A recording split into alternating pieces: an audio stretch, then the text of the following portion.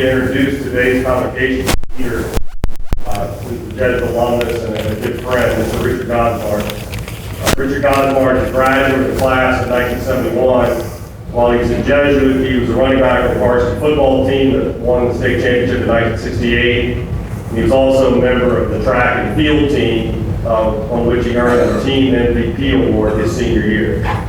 After graduation from Jesuit, Richard Gonzmart went on to the University of Denver, where he pursued a degree in hotel and restaurant management to join the family restaurant, the Columbia Restaurant. He's a fourth generation family member to run the Columbia restaurants, and he continues to operate them today.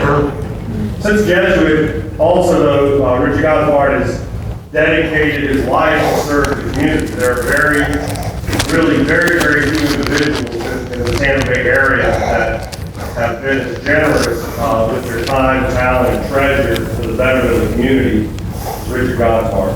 In 1998, Richard started the Columbia Community Harvest Program to contribute to local nonprofit organizations. And in 2001, he founded Richard's Run for Life, a race to benefit cancer research. He's also served as a board member of the Tampa Humane Society, the U.S. South Foundation, Moffitt Cancer Hospital Foundation, which is a cause very dear to his heart, the University of Tampa, and of course, Jesuit High School. He's received many accolades through the years. And I want to mention at least a few of them, even though I know he will not want me to do so. These include the 2005 Humanitarian of the Year Award by the National Association, the Community Hero Award by the Boys and Girls Club, as well as the Big Brothers and Big Sisters Club, the 2012 Citizen of the Year by the Tampa Civitan Club, and in 1999 he was named Jesuit's Alumnus of the Year. Recently, Richard and the Gonzmart family became the first alumni family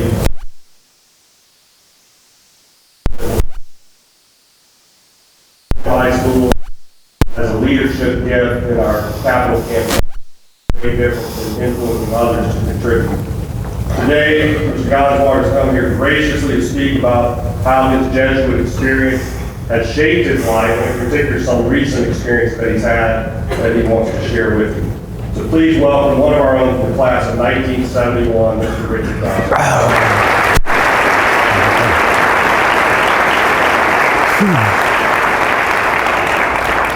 Thank you, gentlemen. It doesn't seem possible that 46 years ago, I sat in these pews as a young freshman.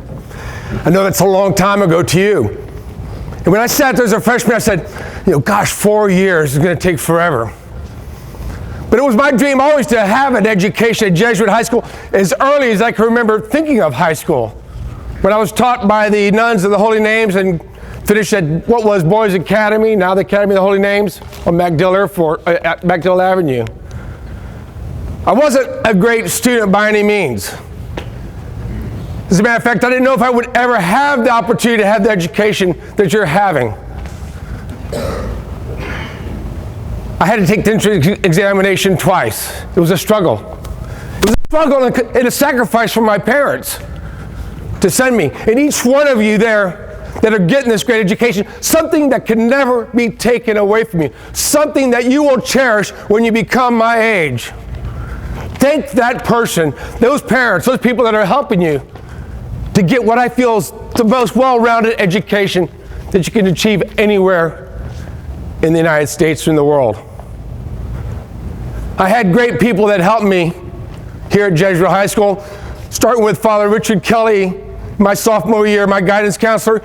We discussed where I was going to go to school in college, and back then he gave me a book on the best freshman schools around the country, and the University of Denver had the best school, and so I was focusing on that.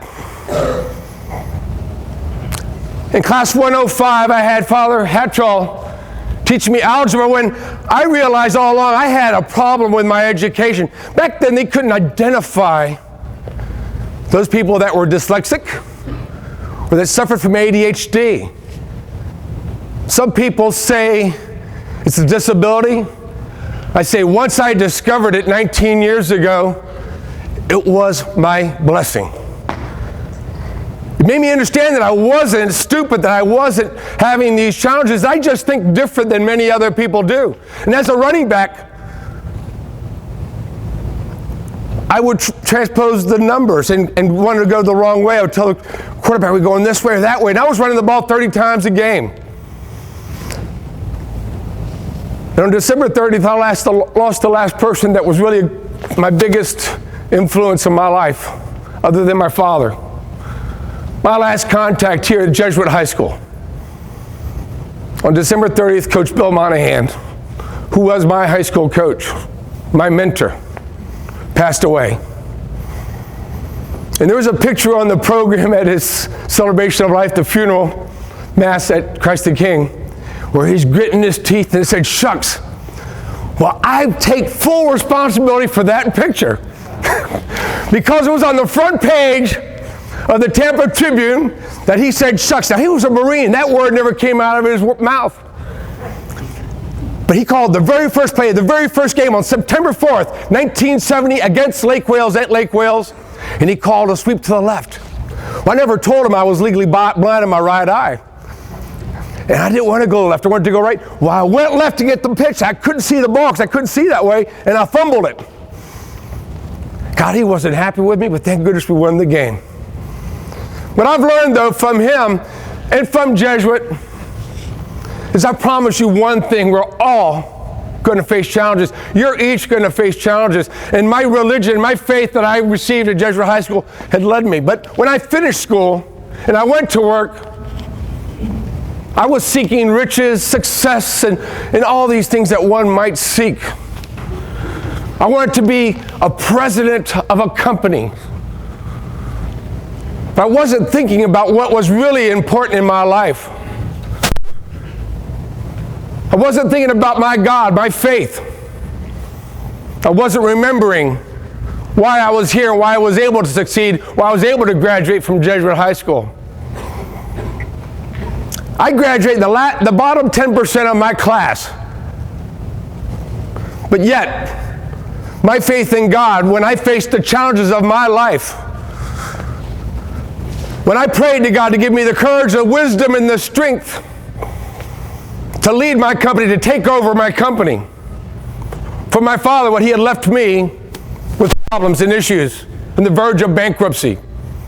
On the verge of going to jail, I found out because my chief financial officer had not paid the sales taxes. I didn't know it. It was my education that I received at Jesuit and my belief in the Almighty to commit myself to what was important. And that was to help others realize dreams. I prayed that if I was able to succeed, I would never turn my back. And our gift to Jesuit High School is just a small way to say thank you for everything that you've done. And where we've come in those 19 years have been, I guess, incredible by anybody's imagination, and mine as well. And when my chief financial officer told me about 3 years ago, he said, do you know how much money you've given away? I said, yeah, a lot. I said, how are our sales? Well, our sales were up 300% since those 19 years ago. This last month, the Columbia Restaurant in Tampa had more profit in the month of December than we had sales 19 years ago. It's not a coincidence. There is no coincidence. It's all God's will. It's not a coincidence that when I was a sophomore at 15 years old after a football game, that I met a young 13-year-old girl that was at Sacred Heart right here at Jesuit High School that I danced with. Didn't talk to her till later that year when she tried out for cheerleading. She became a cheerleader at Jesuit, but she became my wife.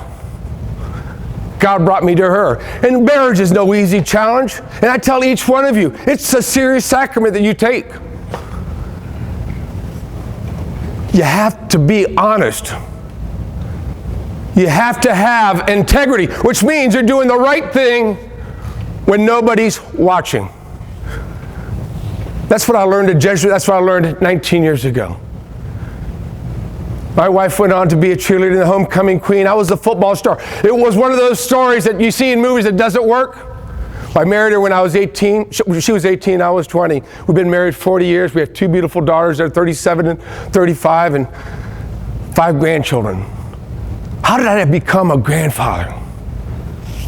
What I tell each one of you, though, because I remember many of the stories of my grandparents, my great uncle, and my parents. I didn't think they were important.